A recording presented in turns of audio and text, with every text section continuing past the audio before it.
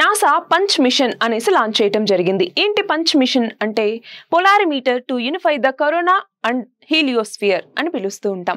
So దీని ద్వారా 4 satellites ని లాంచ్ చేయడం జరిగింది.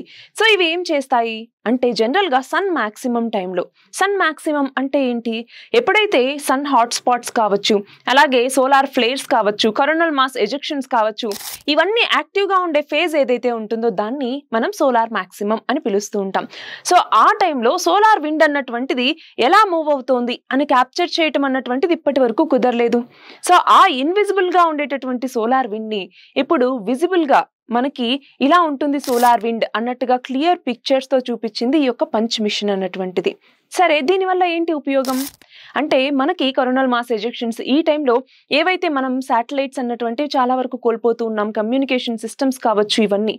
సో ఇప్పుడు ఏంటి అంటే వీటిని మనం అనాలిసిస్ చేయటం ద్వారా మన యొక్క శాటిలైట్స్ ని మనం ప్రొటెక్ట్ చేసుకోవటానికి, అట్లానే మనకేవైతే కమ్యూనికేషన్ సిస్టమ్స్ అన్నటువంటివి ఉన్నాయో, అలాగే పవర్ సిస్టమ్స్, నెట్వర్క్స్, సో వీటన్నింటినీ ప్రొటెక్ట్ చేసుకోవటానికి ఈ యొక్క స్టడీ అన్నటువంటిది మనకు ఎంతగానో ఉపయోగపడుతుంది.